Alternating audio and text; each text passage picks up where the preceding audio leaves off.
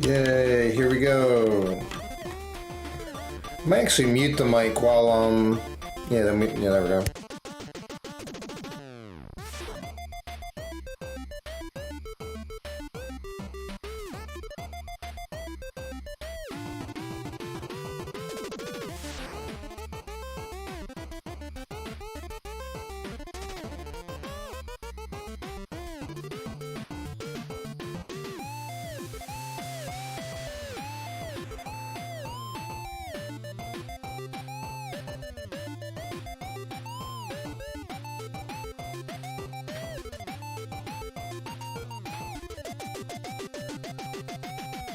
Alone be praised.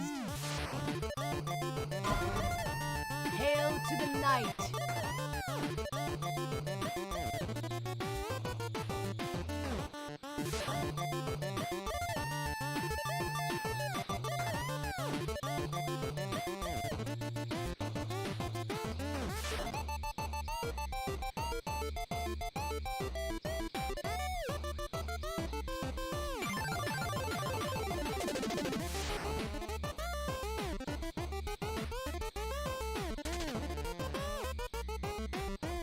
Yo, Junior, what's up? Hey, I am so far. Nice to see you. By the way, Junior, Priya is her plane flight to come here. She boards in like I think 4 hours or 3 hours. So kind of hype. And I'm gonna see her in a few days. If everything goes according to plan with the flight. What's up? How are you doing, brother? What's going on with you, brother, man? Yeah, today I was doing a lot of yard work.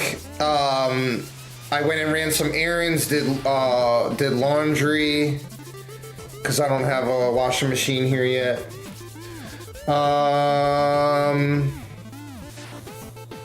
Yeah, I did a lot of work today. I got a lot done. I did that stream earlier. That was a lot of fun. Is this the first? So yes, Junior, yes. We both are yoga instructors for the same yoga foundation, Isha Foundation, and we actually had met on Instagram. And we've been dating for a year now, but I've known her a few years. We were actually friends for a few years. She was like a fan of my content, we were friends, and we talk about yoga. And then a year ago, I called her and asked her out. And then she said yes. She said, yeah, you seem kind of cool. We'll let her. She'll probably be way more eloquent than that. Yeah, he's all right, I guess.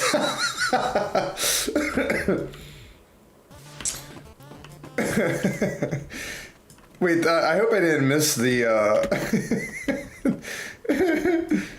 Oh, here's a dude. I didn't even know someone else was on the boat. Oh no, I stayed on the boat too long, bro. I stayed on the boat too long. That's okay. We're taking a really scenic route. Oh my, that is funny. Oh my god, I got the buff too, the roll buff. Oh my god. Let me reach out. Making me laugh. Congrats, just be you, man. Don't be nervous, you got this. Have you got, oh yeah, I do. Yeah. Like, I mean, I can show some of the tricks up my sleeve. So, well, first off, her and I, we're gonna go grocery shopping together a bunch. There's an Indian grocery store called Bharosa, and that means devotion in Hindi. But I'm gonna take her there. There's a lot of restaurants I wanna take her to. One's called Bamboo Garden, and Chinese restaurant. And I'm gonna take her on a lot of walks, coffee. She loves coffee, chai tea. I'm gonna take her to all the coffee, and there's a new espresso coffee place. It's a fancy place in town. You know, they're like literally even her. Well, we've talked about taking her to Taco Bell. She's never been to Taco Bell. That might be the first date, actually. Good chance. But yeah, I got a lot of things planned. Also, I got Priya a ring. Yeah. I got her a ring. I'm gonna get her flowers. What else? Yeah, I have a lot of gifts for her. I designed her t-shirts. She's also gonna get the first BOOYAH t-shirt. Well, I don't even have one yet. But we're gonna order me and her a BOOYAH t-shirt. But yeah, we got a lot planned. Oh, and then like we have so many movies we're gonna watch. Me and Priya are gonna be like eating food and watching movies the whole time. And I might take a little break from gaming for a bit. Obviously, when she's here, I'll still play games, but like even lately, I've been doing that anyway more. Because like I have a lot of life transitions happening right now, a lot of changes. But I'm gonna really try to like focus on her, be present, enjoy it, like you said. Yeah, I'm excited.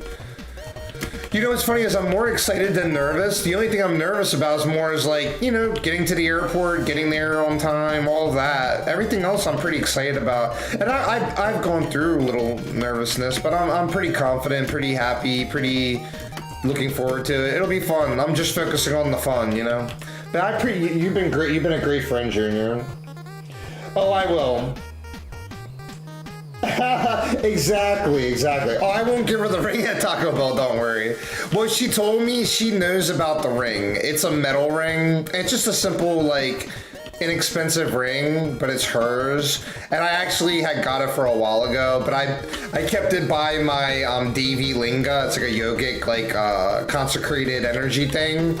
And then she said she wanted it, so I said I'd give it to her, you know, or that I'm gonna give it to her. So I'll probably, you know, I'll do that in a sweet way. Maybe at the airport, I was gonna give her flowers and the ring, and you know, nothing too much at first. Give her a kiss, give her a hug. Keep it simple. I'm real big into keep it simple. Then when it's like, you know, Valentine's Day, her birthday, all that stuff, then I'll you know. Well, I mean, it's good. I got a lot planned. Yeah, it's pretty good. But yeah, I agree with you. No ring at the Taco Bell. It's a good call. But it's funny. The Taco Bell is going to be a really special thing with me and her because she knows how much I love Taco Bell. And guess what? I haven't got Taco Bell in like 2 months. That's going to be such a great experience for me. But really, I'm looking forward more to just seeing her. I can't wait to go shopping with her, like grocery shopping. You know, that'll be fun. Cook with her. You know, like I said, I literally, I might be not even playing any games at all. Like, and I mean, I've already, like I said, I can switch it on and off. Even tonight, I was just gonna chill tonight and watch movies, but I just felt like streaming for a bit. You know, turn the camera off, chill stream, maybe level up a little bit. I want to try to get level 40 and get my mount before Christmas. You got this, buddy. Let me read on the computer. You got this, buddy. Please take a picture when you... Oh, we will. Would love to see... Oh, you know what? We'll do that day one, Junior. We'll do that day one, because... well, before I delete my Instagram, I'm gonna keep Instagram right now because like I have like a few hundred fans on there. Well, over 1,000, like 1,200 followers. But some people, that's where they get their updates about what I'm doing. And I am gonna be getting rid of Instagram soon. But I figured I was gonna post a picture of me and Priya. And anyway, just to let people know, you know, because like I said, I'm gonna do like episode 10 of BOOYAH, maybe the day, like tomorrow, maybe I'll do it, because I'm starting to get caught up on a lot of things, but I'll do the episode 10 soon. And but then even with like my creative stuff, I'm just gonna be focusing on Priya for however long, you know, because she's gonna go see her sister too in San Francisco. But I'm just gonna focus on her, and you know, like I said, be present. You know, how do you word it? Sometimes in life, like I was doing in the yoga sadhana I was instructing earlier, it's good to be an open vessel in life and like let someone else teach you about things. Like I'm gonna really just absorb all of her culture. You know, continue to date her and learn more about her, and you know, just appreciate being with her, love her, and be happy. So yeah, it's gonna be good. It's gonna be good. Probably Insta. Mine's just a family Insta. Here, I'll give you the link. I think it's, yeah, here it is. There's an XD at the end. There's an XD at the end. But yes, but I'm just gonna, like, I'm gonna stop. I'll tell you this for damn sure. I'm gonna stop posting on Insta. Like, not nearly as much. Like, when I make the new t-shirt design, like, I'll post when I make a new t-shirt design. But I'm kind of done giving people, I'm gonna give free, I'm always gonna keep doing free content or whatever, if you know what I mean. But I'm kind of done, like, I realize I work so hard. And I feel like, you know, like I said, I'm gonna use my creative abilities for me and Priya. And I'm just gonna be real, like the same way I am. If anything, well, I've been getting even more and more authentic as each day goes by, because I've been learning a lot, especially the last few days. I've been just growing and changing a lot as a man and a person. Definitely changing a lot, but it's good. I'm getting into a better place. But I realized, you know what, like, this is a great time to talk about this. I was just meditating on this before I went live. Let me turn down the volume of the music a little bit. The word authentic, being authentic in life, people respect that at the end of the day, if you're honest. So that's something, I'm a pretty fucking authentic person. What I'm trying to say is we can even get more authentic in life. There's like sometimes little things where we don't say how we feel or this or that. And sometimes we put on a show, even streaming. I bet you felt that, Junior, where there's a pressure to like you said, you were worried about losing subscribers playing variety games. Every content creator and streamer goes through that. In my opinion, the ones that do well or know how it goes, like you said earlier, we should do what feels good and just have fun and be real. And if we're not feeling good, in my opinion, maybe don't stream, you know? Sometimes there's a place for it. So lately I've been learning, like, even just keeping busy as a man, doing whatever, just improving. There's so many things to do in life. Always goals to work on. But, you know, like I said, I'm trying to turn a new leaf of, like I said, we're all kind of selfish in a way in life. And that's good. I think it's good to be, like, divinely selfish, you know? And it's good to be, like, know what you like and all. But in life sometimes too, I realize, like the name of that movie, Let the Right One In. We gotta let the right one in sometimes, and we have to be there, whether it's for, you know, people that have kids. I don't have kids. And me and Priya, we decided we don't want kids. Well, I told her I'm a big enough kid to take care of.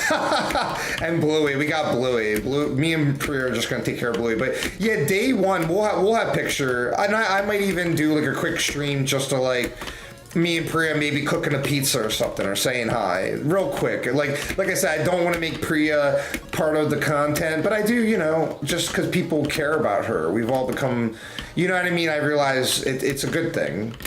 It's all a good thing. Anything that's healthy and good for everyone, I'm down for.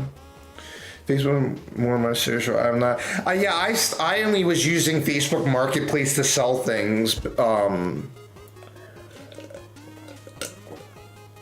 If anything, well, I'm kind of like, you seem, well, like I say, I know you and we're two totally different guys, yet, well, you can tell that's probably one of the things that makes us friends. But I was going to say, we can be totally different in some ways, and then we're so similar in other ways. We both love gaming, we both love racing, you know. But I was going to say, there was something I was going to say about, like, how I feel like I can relate to your energy, or, like, you kind of there's things in you I kind of see in myself, yet we're so distinctly different. But I like that, though. I really like your streams. I love how involved you are with your community. And someday, I'll get to that point. Lately, I've been kind of finding my own voice, and you know, but I mean, I sort of know a lot about myself. But as far as like, and that one day streaming with Trick Shot was actually a lot of fun. And I would like I said, next year we should find a game that's cross country that me and you can play for stream content. It'd be a lot of fun. Let me reassure. But yeah, but like lately, I was gonna say, you seem kind of like me, where you seem like you know what you like, and you're a man of no bullshit, no nonsense. I like that. Like I say, authentic. You're direct, you're authentic. Those are good qualities in a man or just any person. I like that in a friend. I like it in myself. Like I say, if anything, I've been going through all this stuff so I can become stronger in life in general. I'm trying to become more adaptable. I think that's a powerful word, adaptable, you know?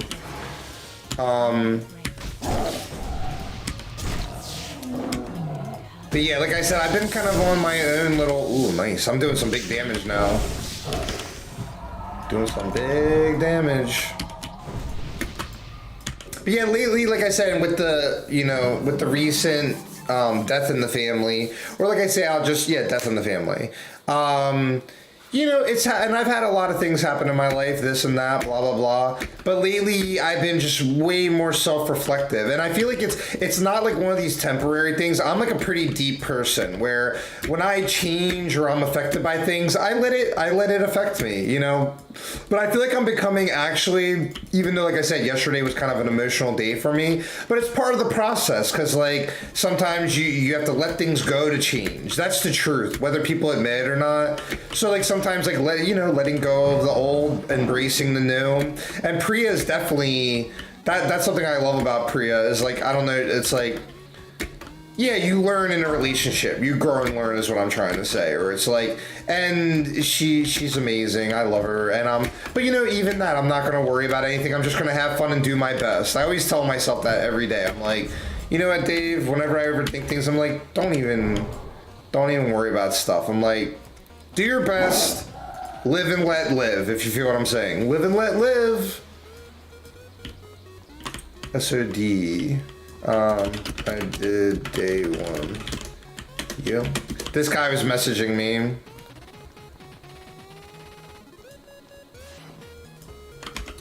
I like hardcore. Same. He was asking if I like Season of Discovery. But what's up with you, Junior? Speaking of which, because like I said, I can always talk about myself all day, but we all get bored with ourselves. What's going on with you, if you're still there? What are you up to tonight? Well, in the UK, I don't know what time. Or are you UK? I know you're... Like I say, I'm kind of ignorant. Sometimes I get... I feel like a lot of my stream friends are from different countries. I think you're from UK. I'm kind of like... with a lot of things. Well, once again, I've never been abroad. I'm Italian. Priya's Indian. Oh man, I can't wait to make Indian food with Priya. Or like I say, I can't wait to have her just cook for me. Like, it's so funny. Well, like I said, the only time, like, if she's ever like, oh baby, go play your Warcraft and I'll cook for you, then I'll do it. But I'm not gonna be like, I hate, like, I don't want to be like one of those guys to, like, you know, especially like, this is kind of like our, I don't want to call it a honeymoon, but we're just dating, you know, or like, you know. But for the most part, like, oh man, that's gonna be nice. That's gonna be nice. Oh man, if anything, oh, you know how there's like anime training arcs? I spent the last 5 years getting in really good shape, and I should do nothing but eat. Oh, I agree with this person saying, like, playing poker with money. Something to lose, so you have to pay attention and get good.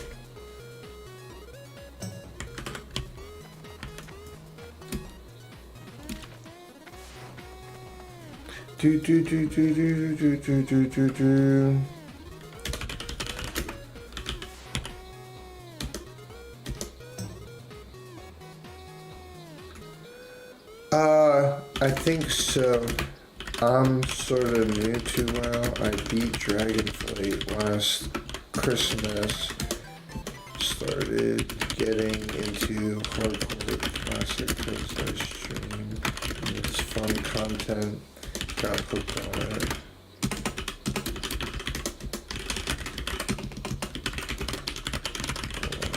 I know.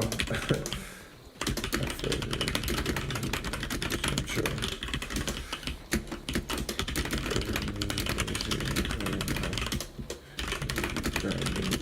For level 40 now. 40 derp typo.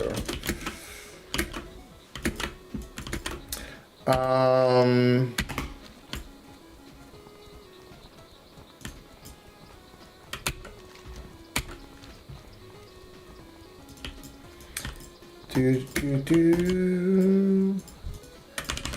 Far away. But yeah, I was talking to this guy in game. Well, you can see the chat. Do, do, do. I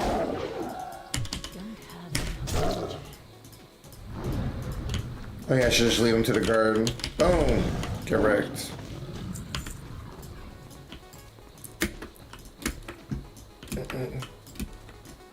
But yeah, I like how I'm approaching stream differently now.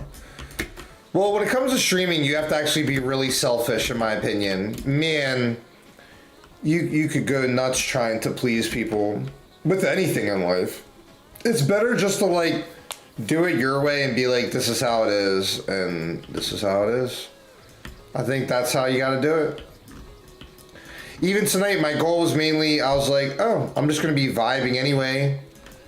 Let me click some monsters. And really one of the main reasons I do even stream is just to like have cool people like Junior come in, or Priya, or Ethnic, or... Here, watch, we're gonna run. Watch, we're gonna run all the way in here. And we're gonna get some anger on this.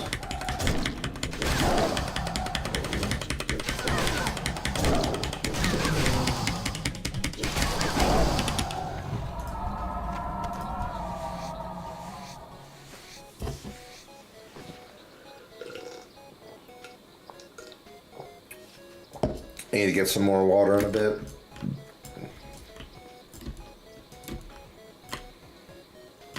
Do do do do do do do do do. Bum bum bum bum bum bum bum. Bum bum bum bum bum. Yeah, hope everyone's having a good night. I'm feeling pretty good. I'm vibing. Every day is getting a little better. Do do do do do do do do do.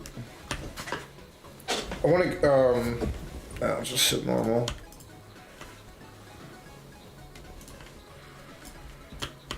I'm in the mood to listen to a good interview or a good audiobook, but I'd probably interview more. Ooh, come here.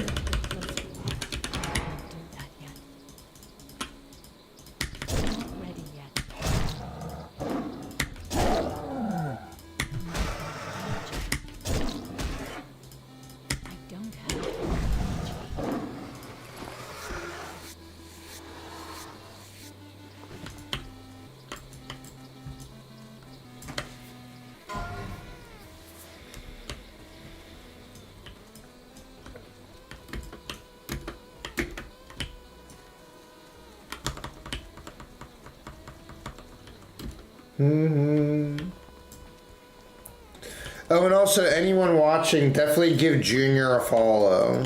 Give Junior a subscribe, a thumbs up. He's good people. He's part of the family. Junior's the man.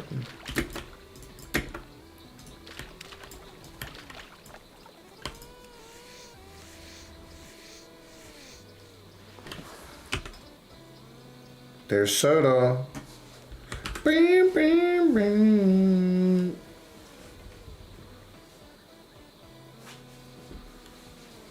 Do, do, do, do, do. Hmm. Hmm. Hmm.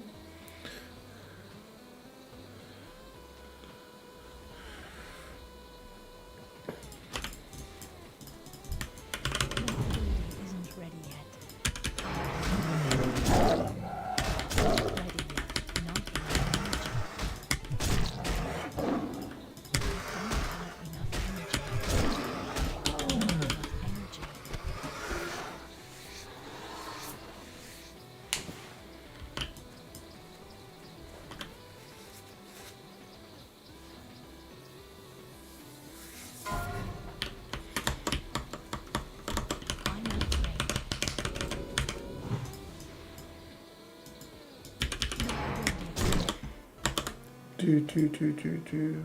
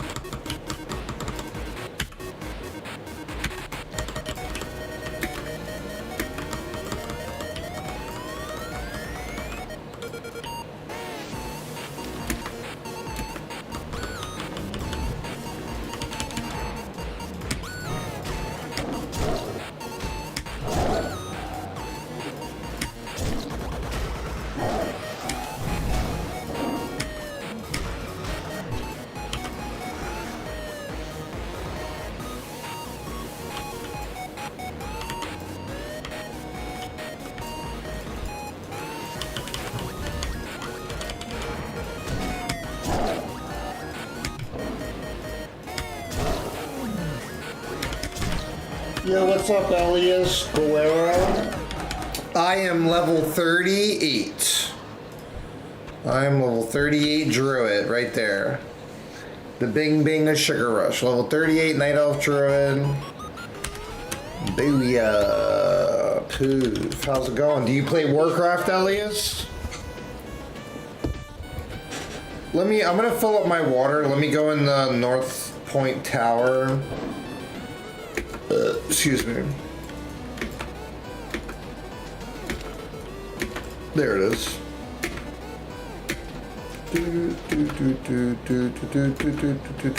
Yes, it's hardcore classic too. Hardcore. Can I help you? Can I help you? Hello.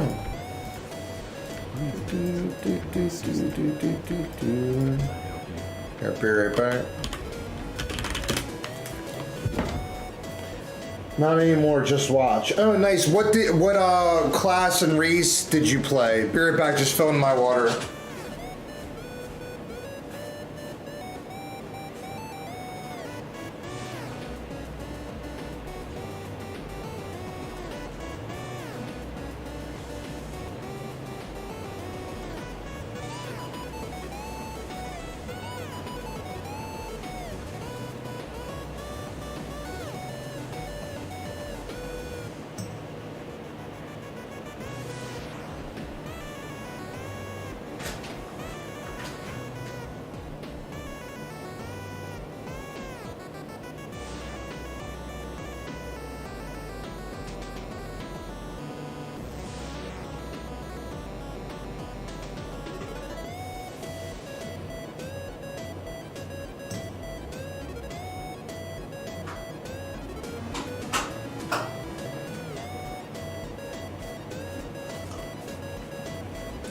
Alright, I'm back.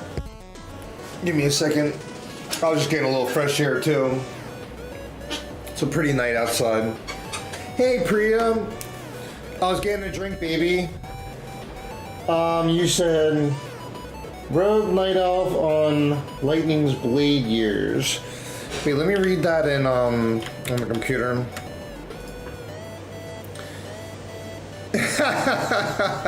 Hey,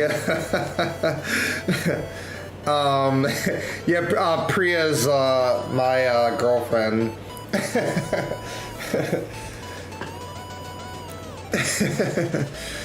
Yeah, these guards will protect me. That's cool though. I played Rogue in retail. I had a level 70 Rogue in retail. But yeah, hardcore makes it interesting to me. And then I want to play some Warcraft 3 Reforged. Hey Priya, see if you can do the Warcraft 3 Reforged thing. But if not, don't worry about it. I actually meant to text you about that.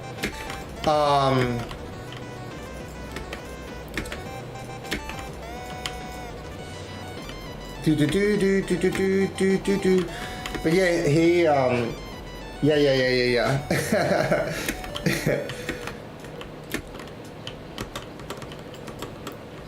But so you watch, okay, Elias, what Warcraft streamers do you watch? Like, do you know about Soda Poppin', Mizkif, OTK? There's Soda Poppin' right there, one of his accounts, stupid dog. Just curious. Okay, let me turn on the music a little bit. I want to hear that last song. Okay, cool, cool.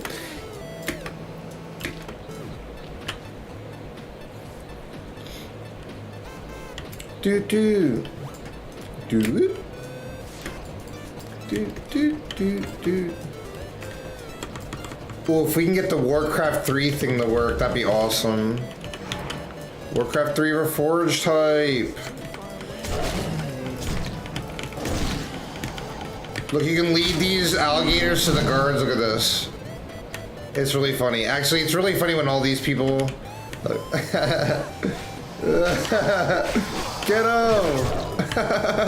I love that. Boop, boop, boop, boop, boop, boop, boop. They're Twitch streamers. They have a big guild called OnlyFans. They're actually doing a raid right now, but I don't even... they're prepping for a big raid Saturday. Big raid Saturday. But they're like a stream of a guild of a bunch of streamers from Austin, Texas. Do do do do do.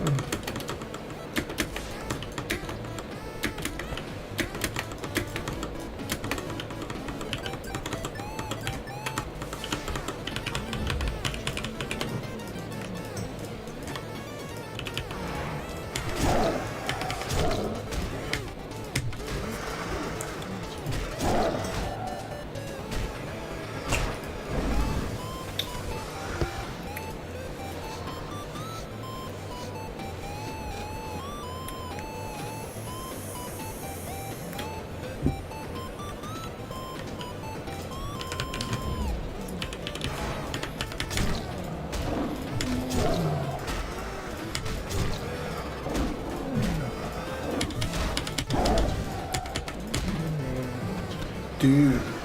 But yeah, we're just big chilling tonight. I'm saving up gold actually, because once you get to level 40, you get your mount, as I'm sure you already know. I usually spend my gold on gear and stuff, which I'll still do, because I have nothing, like, when it comes to gaming. Warcraft, I play League of Legends 2 and Valorant. Tonight I might play another game too in a little bit. I was thinking about loading up some Diablo 4 and making a druid. I already beat it once. But I played through it with Barbarian, and they have new content. But I play a lot of games. I play Valorant, League of Legends, Warcraft. Do do do. There's an alligator right there.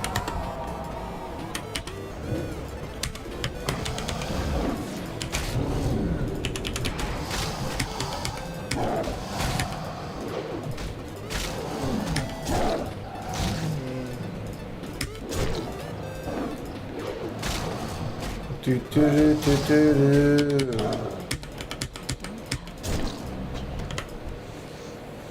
But yeah, I hope you're having a good night, Elias. I'm glad you came in and joined us. If you're not already, subscribe to the channel, give a thumbs up. I greatly appreciate it. We're just big chillin'. It's just gonna be like, that's why I put chill in the title. I was like, we're hardcore gaming, but chill. Because it's almost 10 p.m. I'm just chilling. I've been just vibing lately. Hey, where'd the music go? There we go.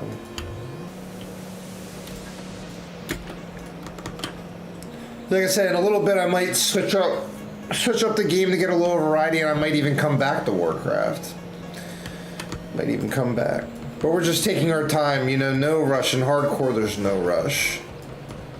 No rush, no rush. Enjoy the ride, enjoy the process. Do slow pulls like that.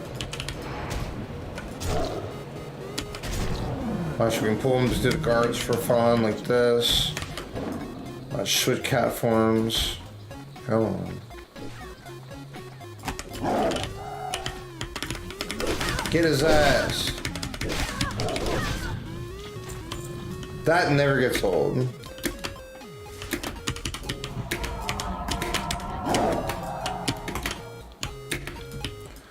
Do, do, do, do, do, do. Where's that alligator? Yeah.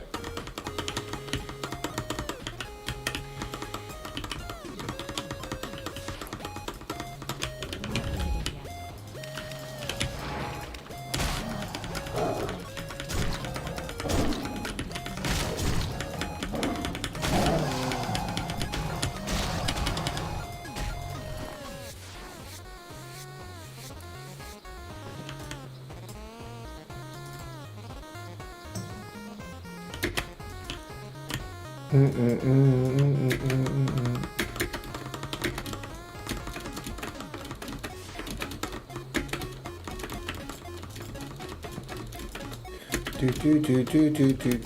if there's any. Let's see if there's raptors on the hill.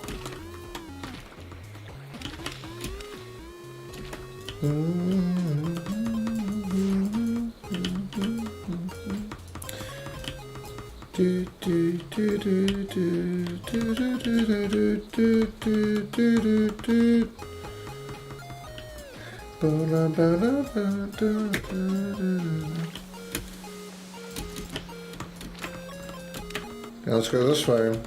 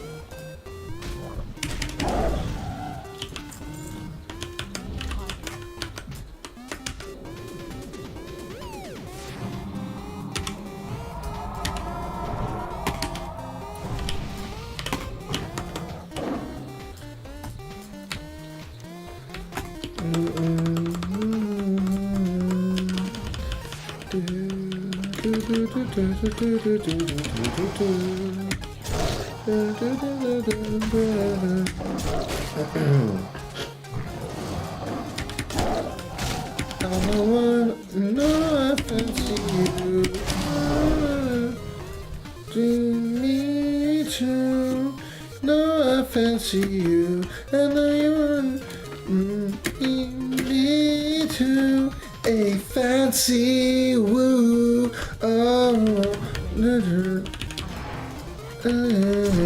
fancy woo.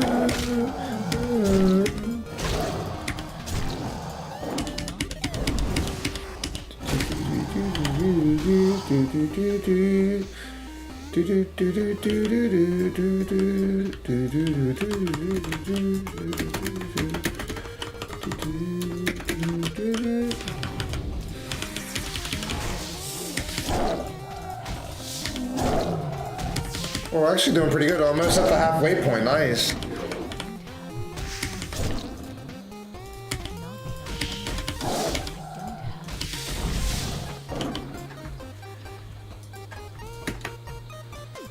Mario. I'm the one. No, I fancy you. I got a feeling that you fancy me too. No, I fancy you. I got a feeling that you fancy me too. A fancy woo. Whoa. And you fancy woo. Woo.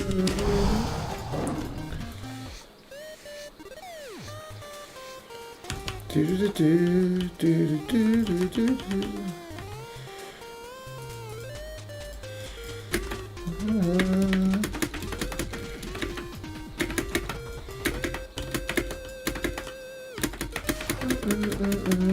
I got a feeling that you fancy me too.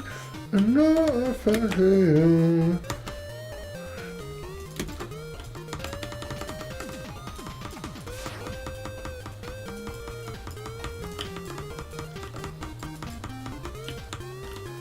Betsy, woo, woo. Let's see if these spawns came back up.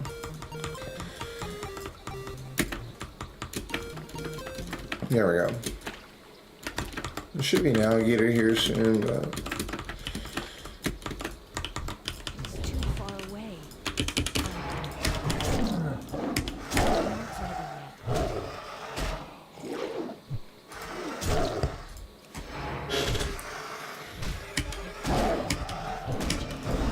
I can't reach that.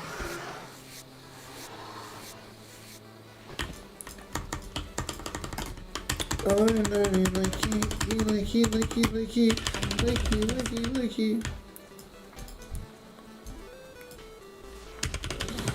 Isn't ready yet.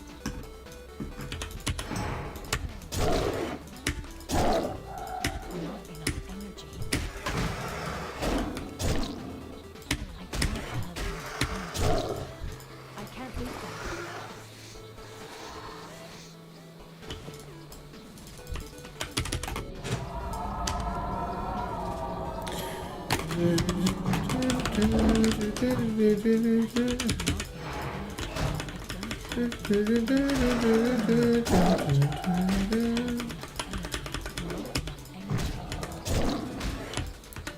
Oh, fuck.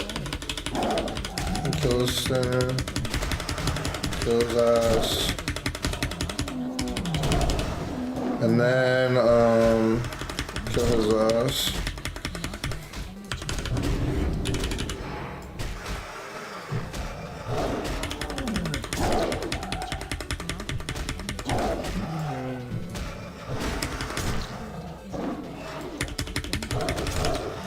Nice.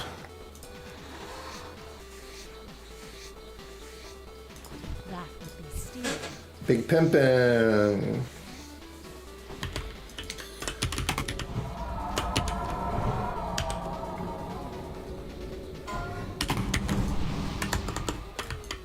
Do do do do do do do do do do do. I need to get closer. Not ready. Do do do do. I don't have enough energy. I can't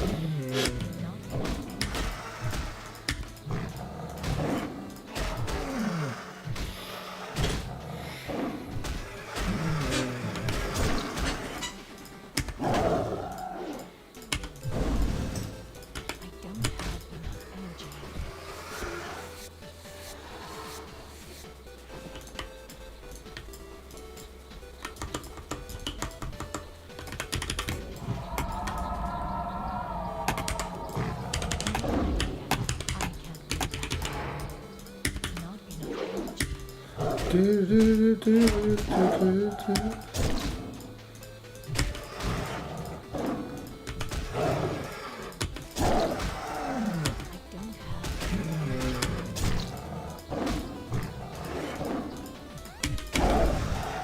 I can't reach that.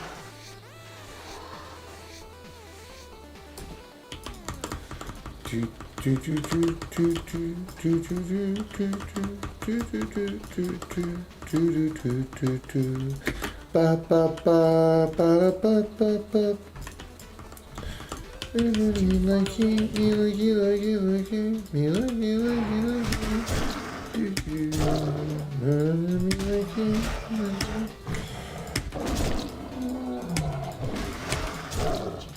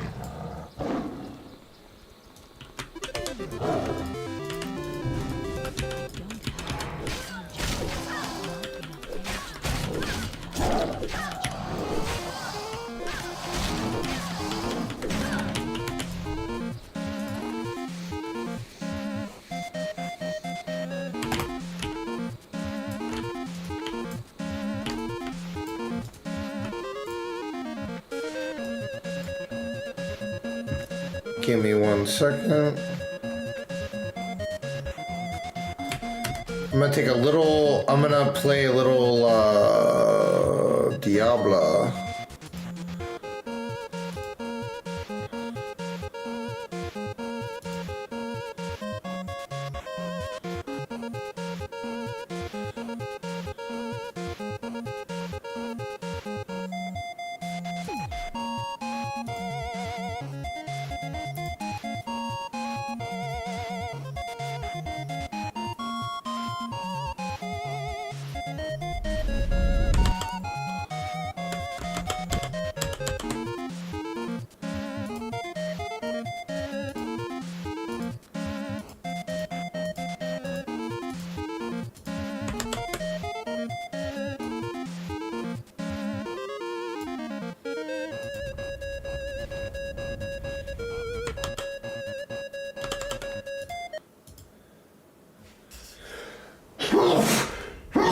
Excuse me. I mean, bless me. Whatever.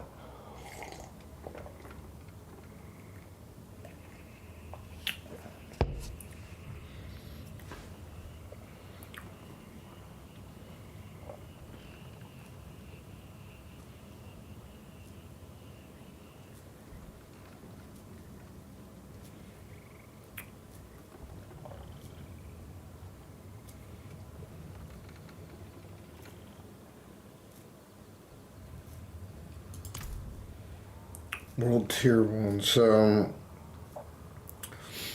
let me create a seasonal character, right?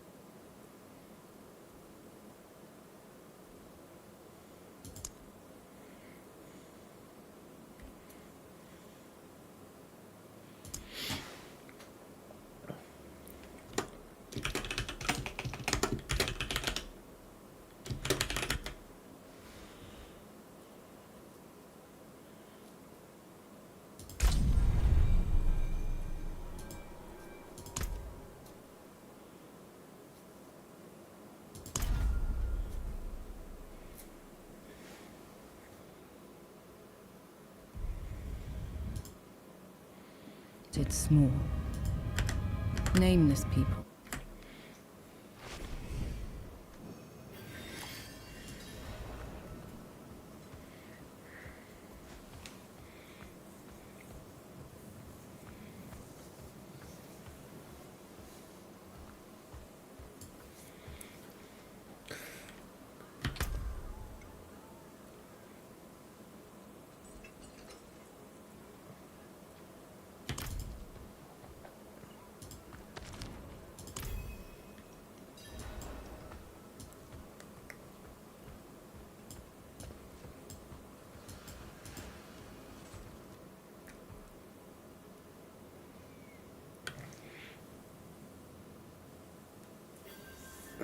Our savior arrives.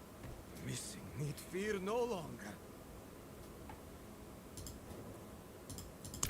More and more each day. It might be...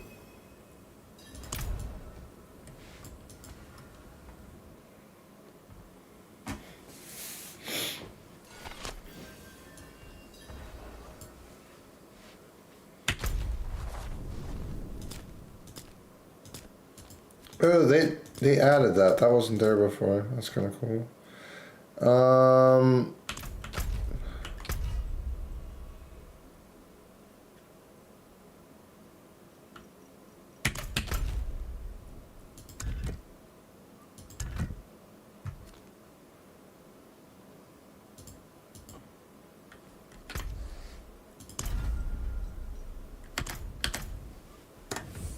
Just go outside town.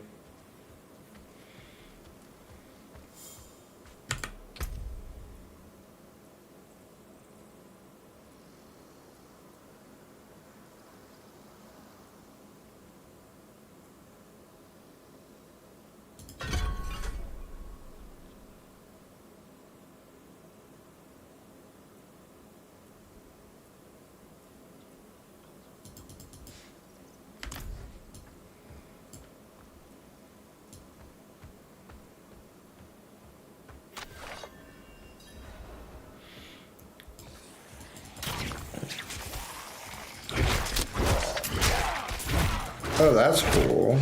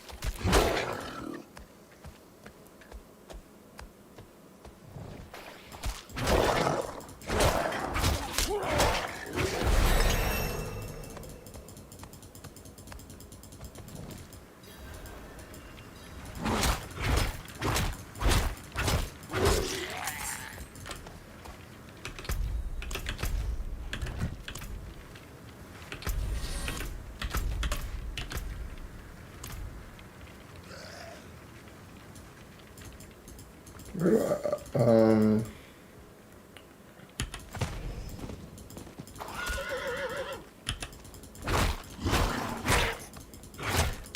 thought it was there.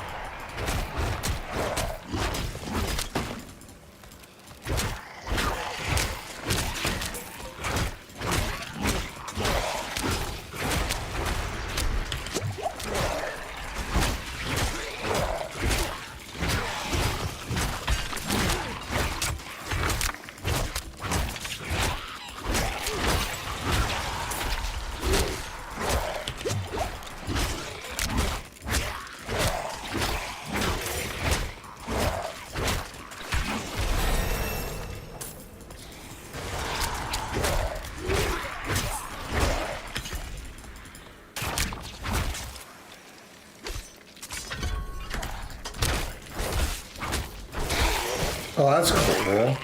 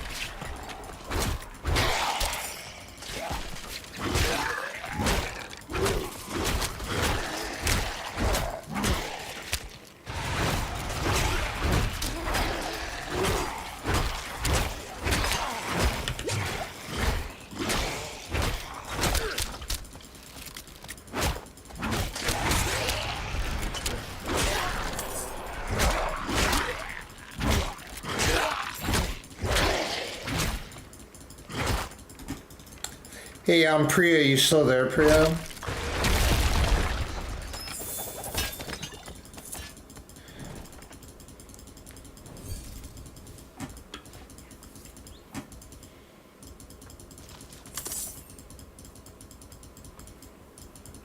Do.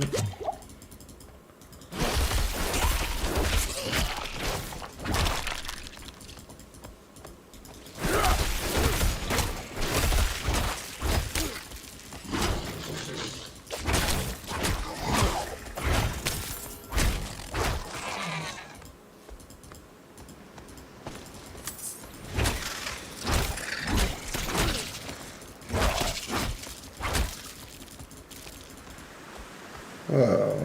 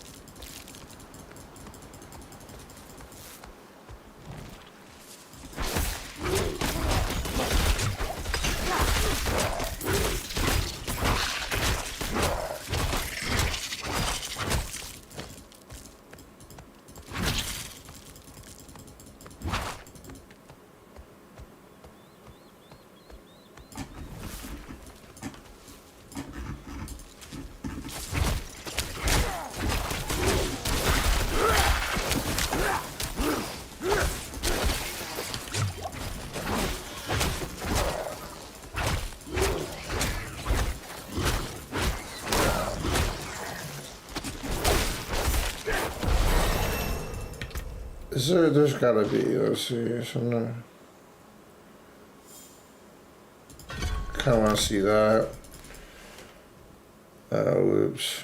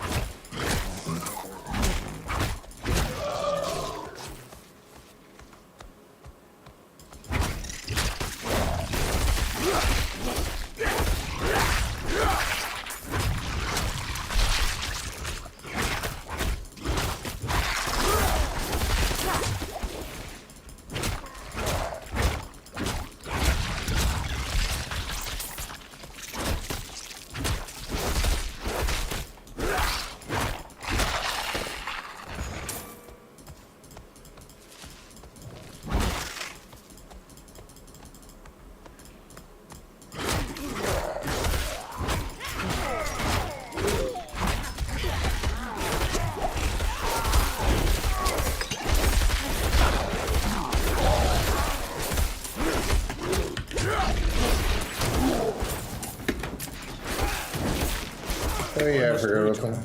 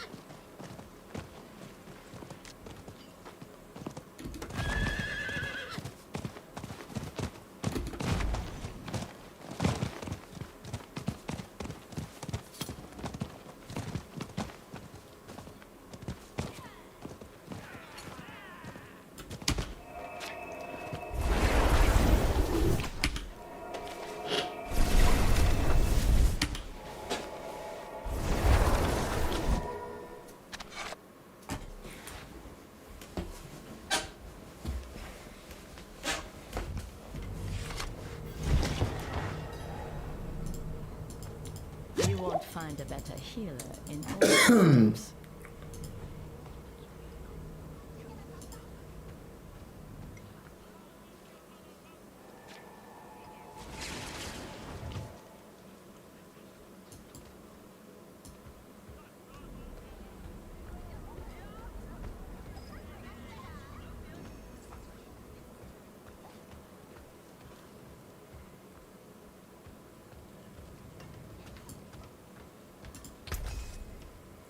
I cannot salvage that.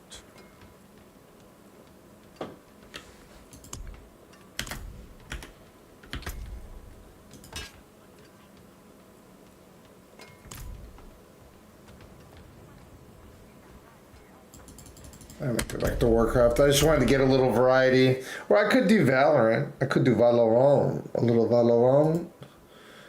Here, let's close this. Let's load Riot.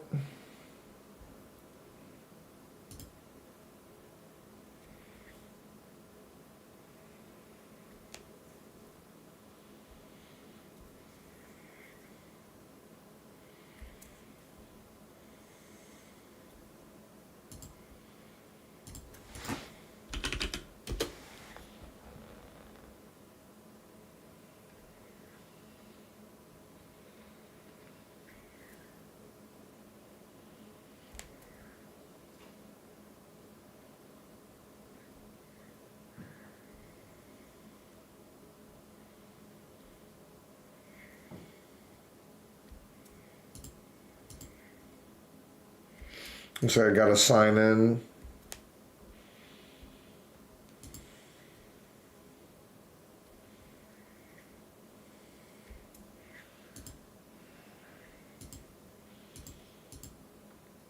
There we go.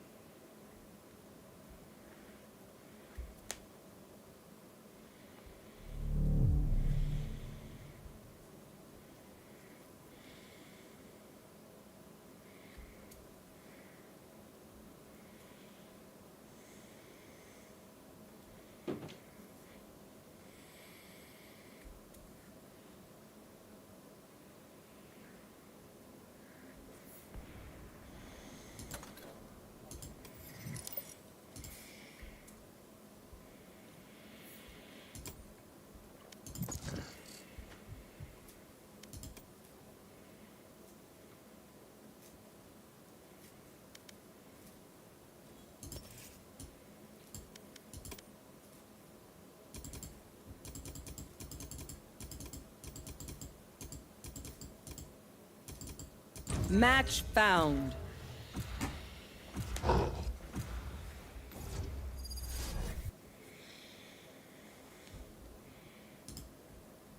All right, here, 1 second. Let's do, what is it, display capture.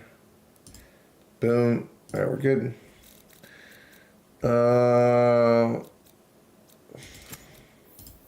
Yes, I'm pumped.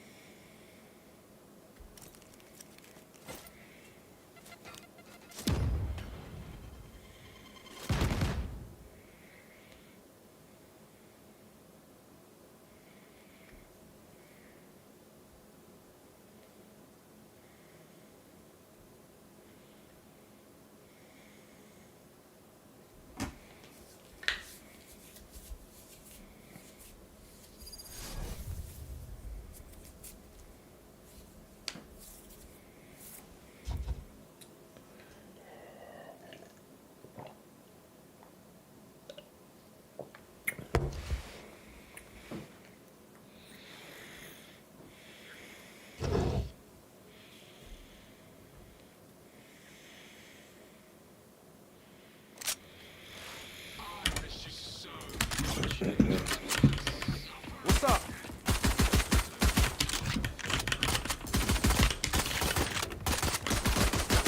Reloading.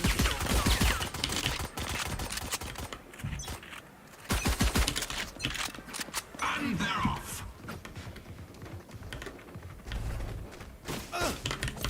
Grenade!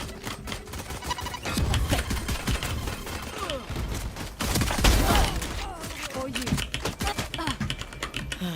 Oh, I gotta move the phone 1 second.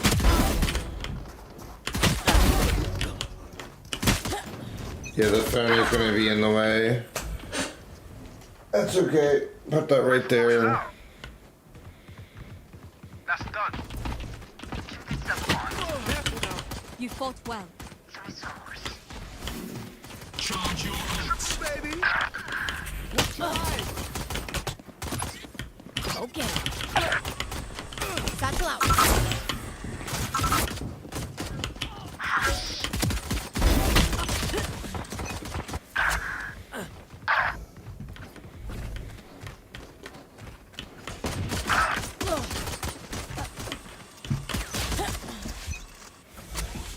Seconds until stage change.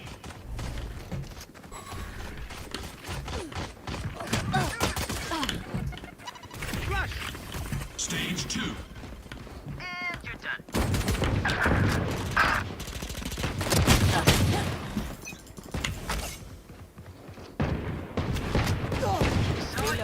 Grenade!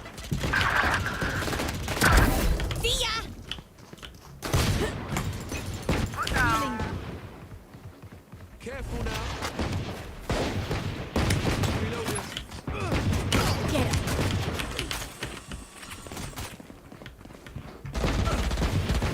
Reloading. Ciao. Charge your ults. I shot my wingman. 3 down. For you. My territory, my rules. Reloading. Watch your eyes! Here.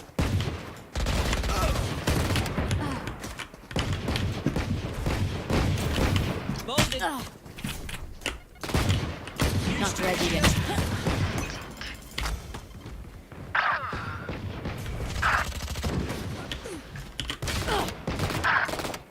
Stage 3.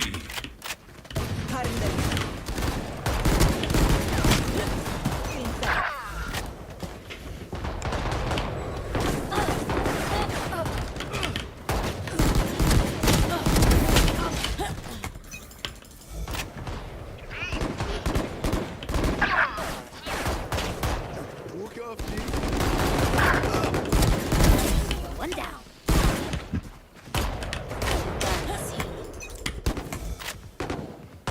Oh, you ain't coming back. Going up. Grenade! Ultimate orb spawning. My territory, my rules. I have them now!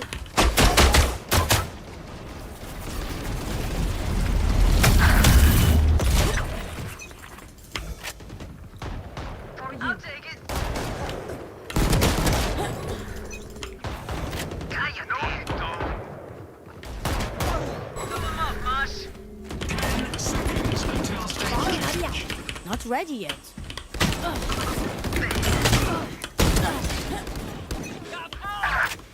Final stage. Satchel out.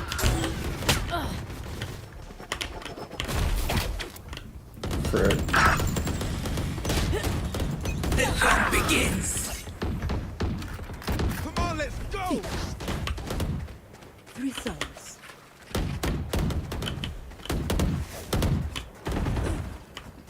Nowhere to run. Sorry, bro. Here. Grenade! Current division.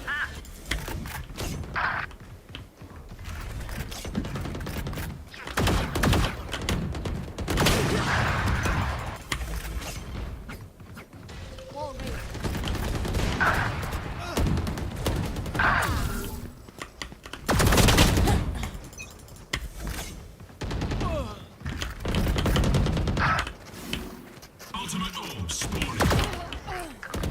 No sweat. 15 kills to go.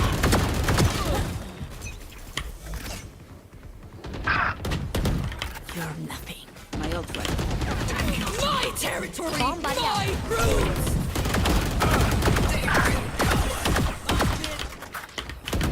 Sit down. 5 kills left. Satchel out. Oh my gosh. Whee! Satchel out.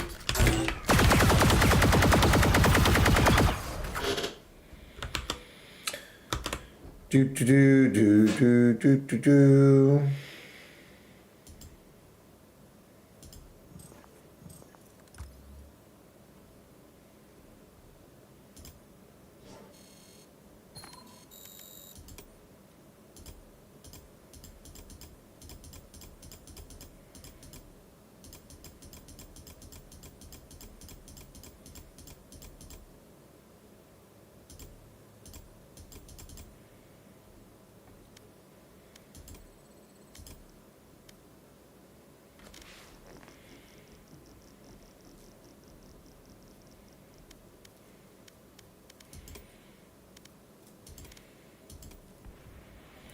Trying to decide if I want to play another, if I want to get ready for bed. I might start winding down for bed.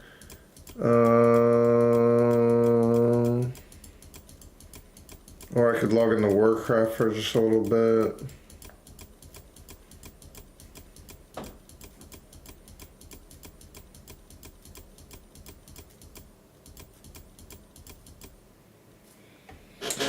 Yeah, I might log into Warcraft just for a little bit. Here, let's get rid of this.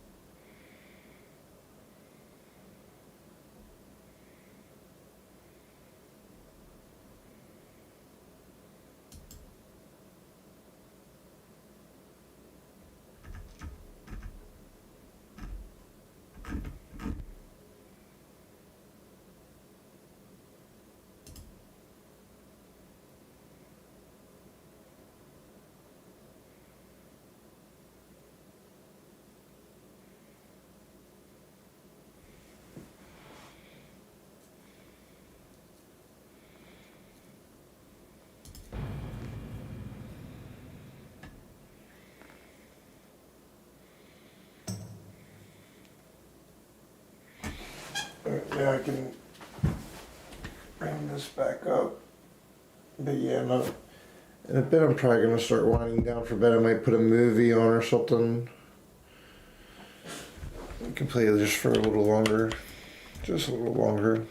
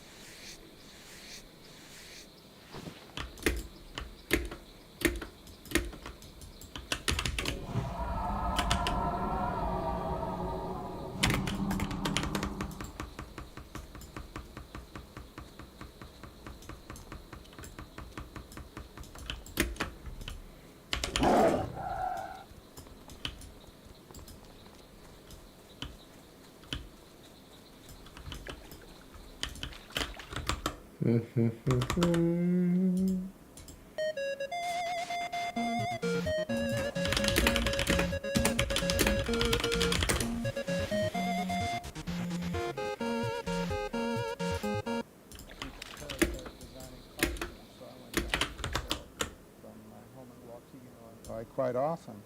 And, but I'd begun to fall in love with architecture when I was 8 by looking at the old science fiction. The great thing about growing up in science fiction is that you have an interest in everything. And so architecture was one of them, being a boy magician was another, becoming an actor. Did you meet Blackstone? Yes, I met Blackstone when I was 10 years old and ran up on the stage and helped him with several of his illusions, which made them work even better, of course. And I had a wonderful experience with Blackstone 7 or 8 years ago.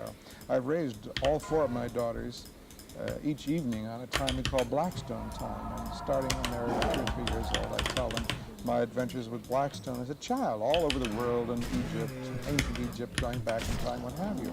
So the name Blackstone's part of their life. And about 7 or 8 years ago, I was walking down Hollywood Boulevard with 3 of my daughters, and I stopped in front of this magic store and looked in, and I said, oh my gosh, wait a minute, you know who's in there? And they said, who? I said, it's Blackstone. And they said, oh wow.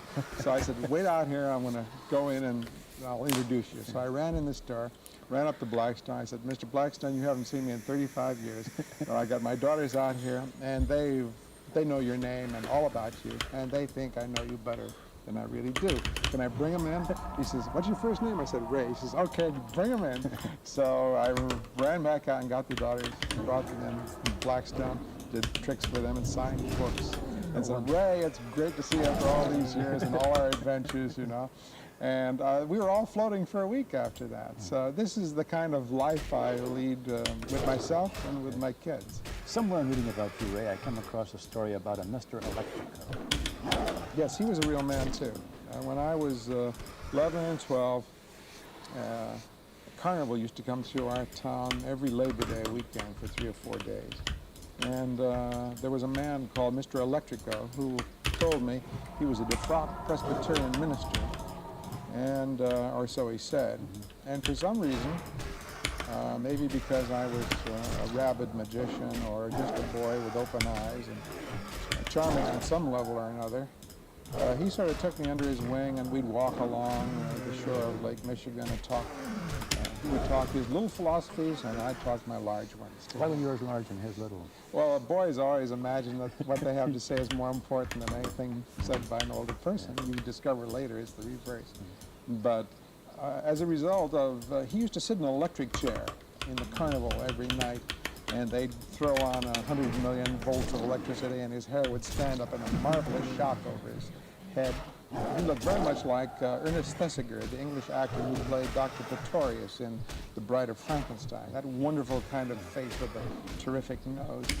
And as a result of his impact on my life with his magic show, I have put him in one of my books under that name, under his real name, Mr. Electrico, in Something Wicked This Way Comes, a novel of mine I published 8 or 9 years ago.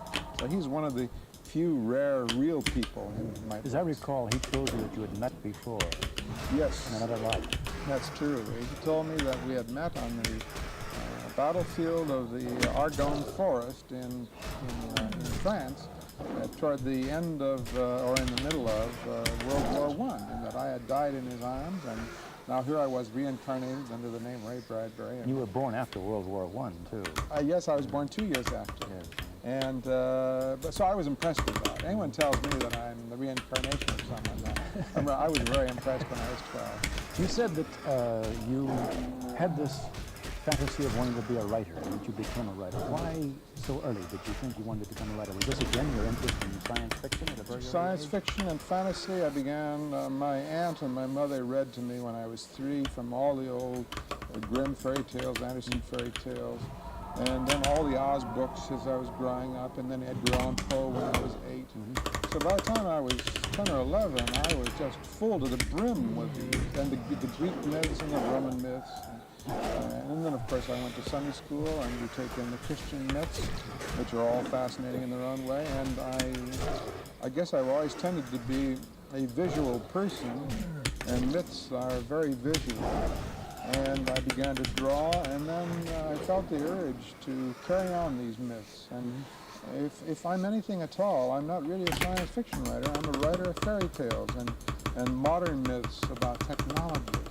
And my stories are easy to remember because I was influenced at an early age by the real tellers of tales of all history. When you start out 2,000 years ago, come up through time and learn all the myths, then you become a good storyteller. It's in your blood, man, by the time you start writing. Yeah. I'm glad for that background.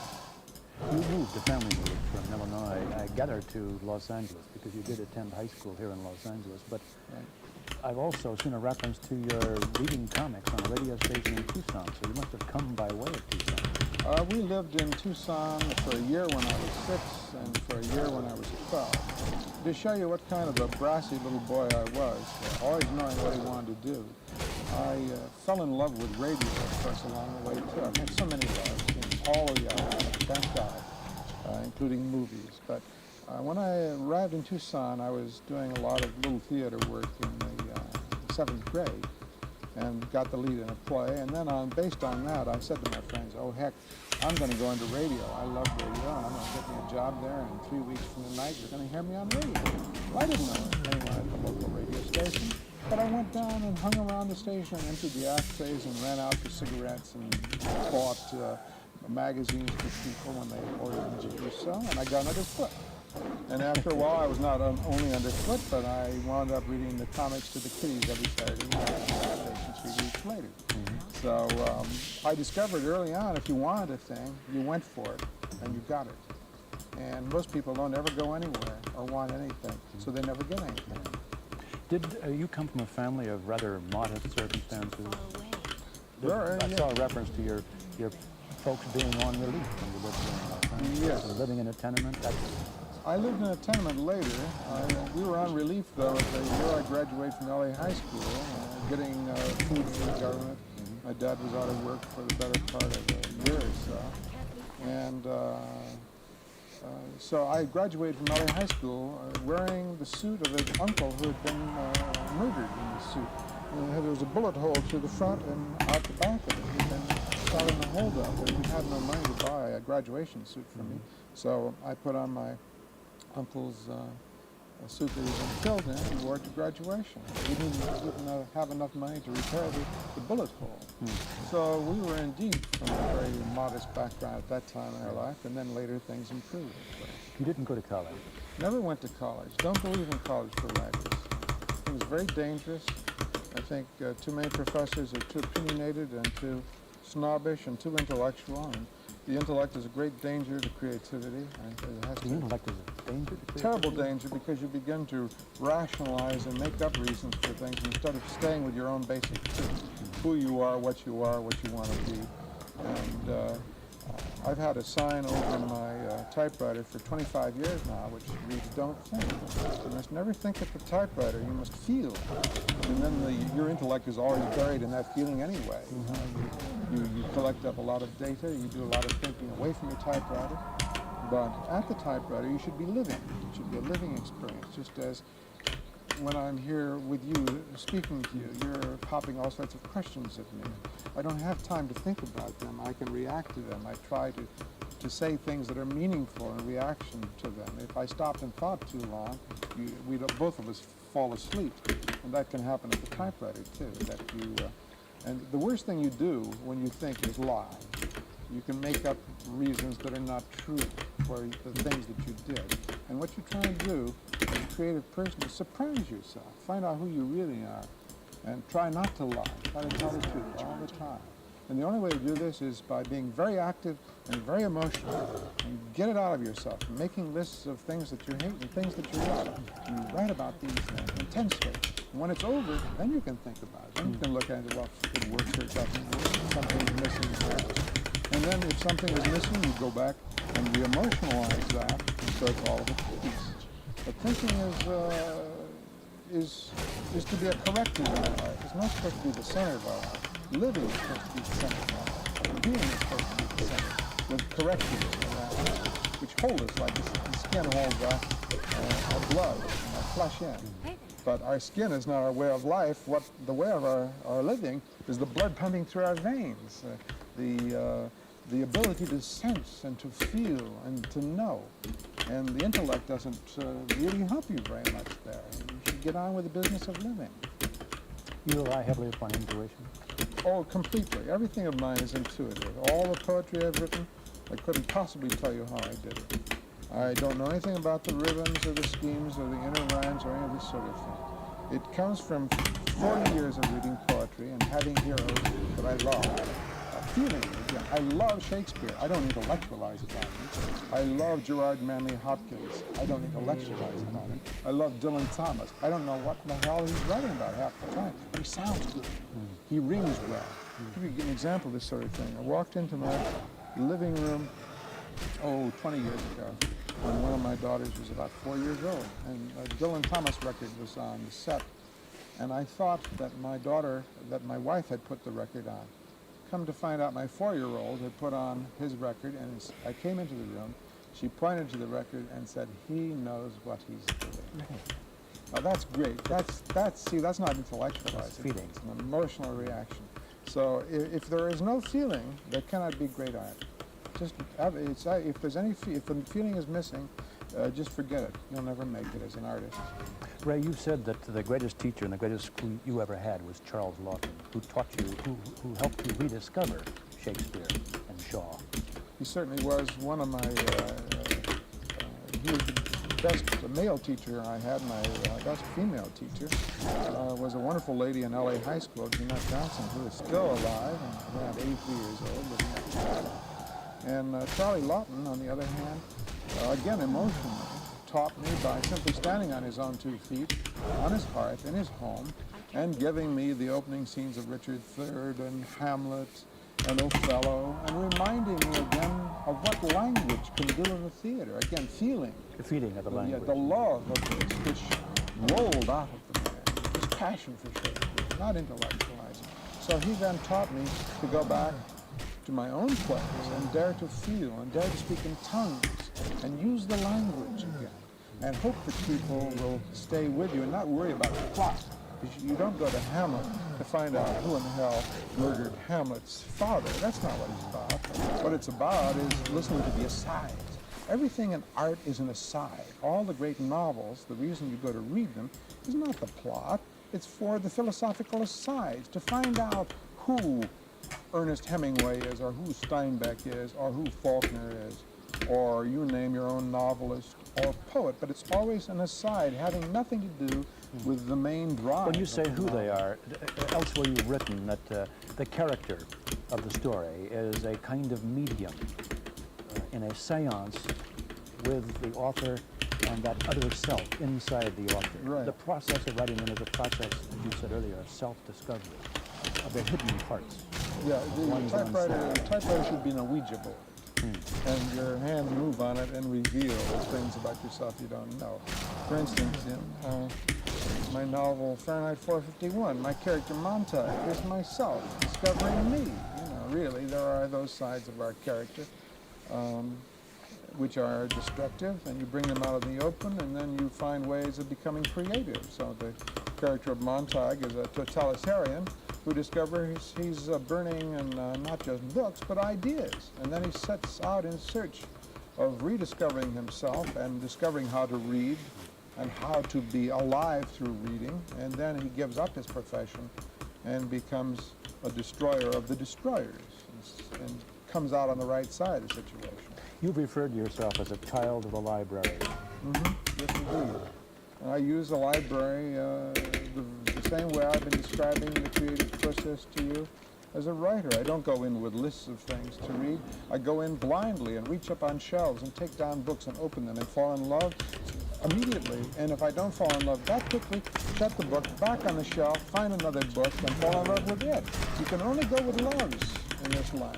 And what about reading lists? They can't help you most of the time. You've got to prowl around everywhere, and people don't have any fun because they don't ever go in the children's section. But I go over in the children's section all the time. I try to keep up on what's being done in every field. And most children's books are 10 times more enjoyable than the average American novel right now. So I looked on the shelves of the children's libraries years ago, and I said, I want to lean cheek by jowl, shoulder to shoulder with my real heroes, Mark Twain, Charles Dickens, Robert Louis Stevenson, Edgar Allan Poe. And as a result of this kind of emotional thing and rejecting all the modern American novelists, most of them the last 20 years, I have become a father to a lot of children, and these books are indeed leaning against the shoulders of good old Charlie Dickens and Mark Twain. You haven't mentioned Edgar Rice Burroughs. You've referred to him as one of your fathers.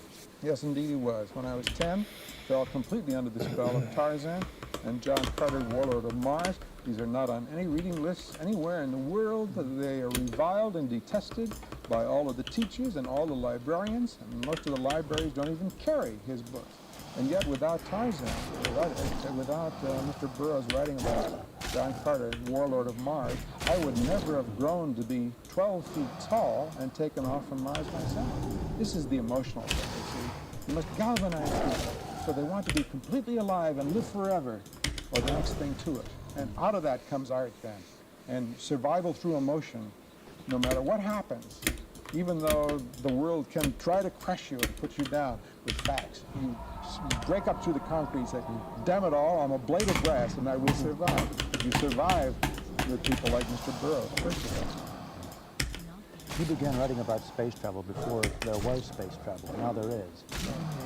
What is space travel going to do for man? Space travel is going to enable us to live forever. That's its most important function. Yes, we wish to guard the gift of life. Kazantzakis puts it very well in his most remarkable book, which no one has read, very few people have read it, The Saviors of God. And in the book he says, God cries out to be saved. We go to save him. That's what space travel is all about. In this part of the universe, God has wakened on this planet and shaped himself the way we are shaped. We are the flesh of the universe which wishes to know itself. That's great, that's responsible, that's beautiful. It's a very nice concept of religion, one I'm very comfortable with. I like to think of myself as part of the universe waking up and looking around saying, hey, this is remarkable, look at this. I have all these senses. I'd like to keep this gift going. You find no conflict between religion and science then? Absolutely none. They are, the processes they're going through are the two halves of a coin, because everything ends in mystery. I mean, the scientists have theories and the theologians have myths, and they're both the same thing, because we end up in ignorance. We don't know what gravity is. We have theories about light, but they're only theories, which are being revised. Even Mr. Einstein is coming under scrutiny again in the last few years with some of his theories. These will be revised and changed in the next 100 years, and again 100,000 years from now. The important thing is we should gather as much data as we can, as many facts as we need, and on these, base our theories, which help us to survive, and where the mystery begins, theology takes over. So it's two halves of the same coin. We have to think about the unthinkable, which is what religion does and science does too at times. Trying to figure out what in the heck's going on? You know, how did we get here? Where did we come from? Where are we going? We don't have the answers, and we never will have them. So we make do with theory and with theology. And with the two of them as tools, one to work with the basic facts, one to take up where the mystery begins, we'll make do and go on into the future and live for 3 billion years in space. Not just here, but on out to the stars. That's what space travel is all about. Would you like to see life extended forever? Your own life, for example? If I could stay in good health, and if I would not become senile, and if I could revivify myself. I've done a poem in my new book of poetry, which cries out to the universe and says, give me a shake, knock the soot off my chimney. Because living, we accumulate so much knowledge in ourselves. We cake ourselves inside with improper knowledge at times. And what we want to do at times is just bang our head. We know so much that's not true. Yeah, that's right. And just the accumulation of of what we would call sin or knowledge of sin and knowledge. And if you could give that a knock every 40 years and dislodge the soot in your soul, cleanse yourself completely, so that you wouldn't be burdened with knowledge. You'd keep all the knowledge you really need and go on for another 100 years or 200 years. That kind of life I'd want. But I wouldn't want to have such knowledge as would make me paranoid or drive me crazy at a later age. And that's one of the problems of old age, is that you have senile paranoia and similar things, which we don't want to have visited upon us. So I would take the gift of age if you would give me health and a truly clean mind with it. Ray, you don't drive an automobile. Not yet. And you don't fly. Not yet. Why? I'm a born coward, and also I know I would be a murderer behind the wheel of a car, which is more than most people seem to know. We men are especially horrible at this. The average male is the most dangerous driver on our road and kills most of the people in our society every year. And he's generally aged 21, as you can gauge by the insurance rates. And I think I would be a dangerous, murdering fiend on the road. And at least I have enough sense to know this and stay away from the devices. I think I'd kill someone the second day out, run over them, and then back up and run over them again. What about flying? Flying is a matter of height. It took me 3 days to get to the top of the Eiffel Tower with my kids a few years ago. They had to bully me into going up to the 3rd level. They just don't much like heights. And neither of these seem to interfere with your work. Not at all. And you give us a very strong impression you love your work. Oh, intensely. I wouldn't be in it. If I ever stop loving it, I'll shift it and go over into something else. And I have so many loves there. Do you think this is important for all of us to work in something that gives us this kind of deep satisfaction you describe as love? Yeah, I don't think life is worth living unless you're doing something you love completely, so that you get out of bed in the morning and want to rush to do it. If you're doing something mediocre, if you're doing something to fill in time, life really isn't worth living, and I recommend suicide. I can't understand people not living at the top of their emotions constantly, living with their enthusiasms, living with some sense of joy, some sense of creativity. I don't care on how small a level it is. If you're a mathematician and love figures, great, you know. I don't understand that. I've never been any good at that. But if you love it and you tell me you love it, boy, are you lucky. I don't care what field it is. And there's got to be a field for everyone, doesn't there? Even raising children, which is not supposed to be in these days, huh? But why can't one love that, huh? Why can't one love that? Are you fearful of being put out of work in writing about fantasies of space as reality overtakes fantasy? No, it's going to take about 3 billion or 4 billion years for them to catch up. Because we've only been on the moon for a few hours out of the last 5 billion years. So they haven't caught up at all. And the basic problems of science fiction have always been philosophical ones. Plato wrote the first science fiction works, among the first anyway, with the Republic. The Republic is an examination of a possible future democracy and the problems of humanity and how do you put together a society that works. Anytime you postulate a theory of that sort, you're writing science fiction. So all of philosophy falls into our domain when we're thinking about humankind and how to better ourselves, how to survive, what to do with our machines, how to build our cities. And we're just beginning to understand human character so as to construct better cities and better places for ourselves to raise our children. Some of your stories seem almost to be a protest against the overwhelming mediocrity of life. And yet I've seen you defend mediocrity, defend the junk of life as part of its joy. Yes, I think we have to have every kind of knowledge there is. In order to become excellent, you first have to be mediocre, which only means medium anyway. It isn't, a lot of people use it very pejoratively, thinking that it means poor. It doesn't mean poor at all. It just means medium. And, but I believe in raising children with all these fabulous junks, because I was raised on them. I found they were good food and they helped me to grow. It's like putting blood manure on roses. You have to have a little of everything. You can't appreciate Shakespeare until you've read Edgar Rice Burroughs, first of all. And you need both of them in your life. And I spend my evenings wildly changing styles from reading Shakespeare at the start of the evening and reading James Bond at the end of it. There's room in your head for all this. It's not going to contaminate you. It's not going to corrupt you.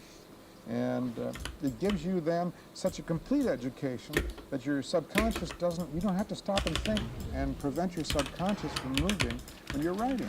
You can have all these styles with it. Thank you very much. Thank you.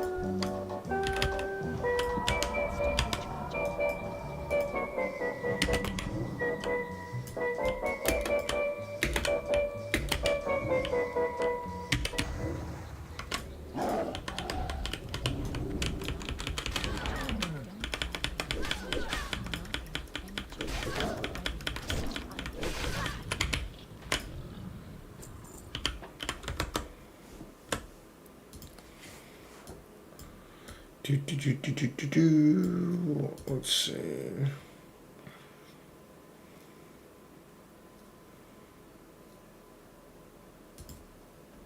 Story about the dinosaur. And I said, well, I was very honest with you. I told you when I met you I'd never read Melville. But once I got into Melville, I discovered he had been inspired by the same people who inspired me. So we were twins. He had been called upon by Shakespeare to cough up the white whale. So Shakespeare came into his life very late. He had never read Shakespeare until he was 30 years old. Then Melville went off to Boston, found an edition of Shakespeare with large type. He had very weak eyes. That's the reason he never read him. Went home and fell madly in love with Shakespeare, threw all the whaling equipment out the door, and Shakespeare came under his window one night and called up to him and said, "Oh, Herman Melville, truly come ye forth, but come ye forth dressed as whale." And he breached the damned whale from out of the brow of Melville. And that's how Moby Dick got born. Okay, well, must have been pretty daunting to write the screenplay, rewriting Melville, and then working with one of the great American directors, John Huston. And that'll teach you to ask a small question. Yeah, that's right. Long Show me a answer. thing or two, yeah. Well, you know, I'm thinking of you writing in movies and trying to working in movies and trying to reconcile that with something you once said. You once said, every time I get in a huge crowd of so-called creative people, I am not happy.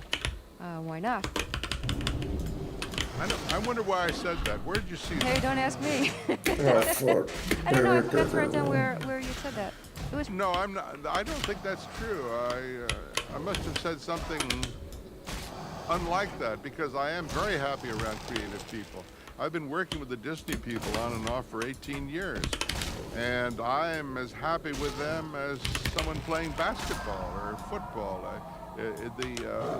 Oh my I have God, yet to go. meet anyone in the Disney organization, especially among the Imagineering people who built Disneyland, Disney World, and Epcot, that I didn't like, because we're all children, Yes. and we play together, and we have fun, and I go home every night happy, and I say to my wife, my gosh, I've been playing all day, and they pay me for this, and you almost hate to take the money.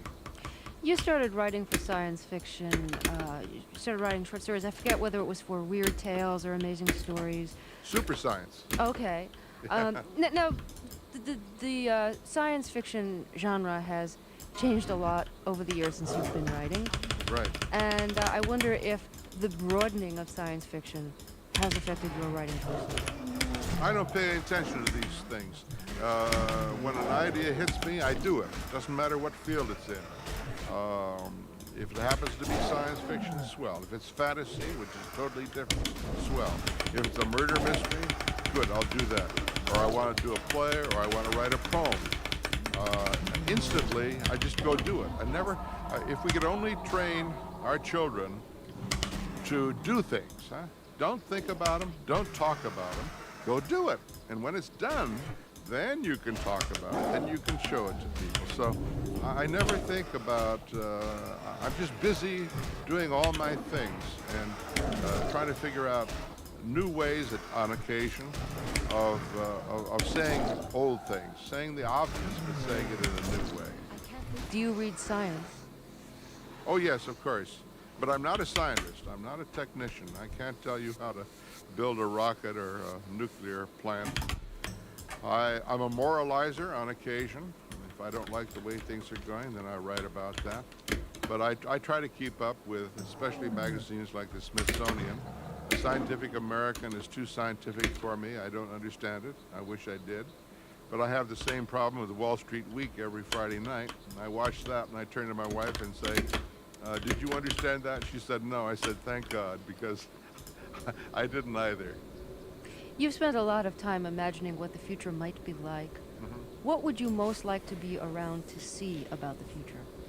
I'd like to come back every 50 years and see how we can use certain technological advances to our advantage, say in education. Oh, my game crashed. Oh, there we go. Job of The heck? educating now. We're spending 200 billion a year, 300 billion, whatever the figure is. Heck of a lot of money, and we're getting very small results because we're neglecting the first grade and the second grade. That's where the whole thing lies. And we have to revamp all of our ideas about the first and second grade, which means intensifying. Wait a minute. You don't want to come back and find out if we've landed on Mars or not, and if there's life on Mars. You want to come back and see how the grade it's not schools are going to do any doing. good to land on Mars if we're stupid.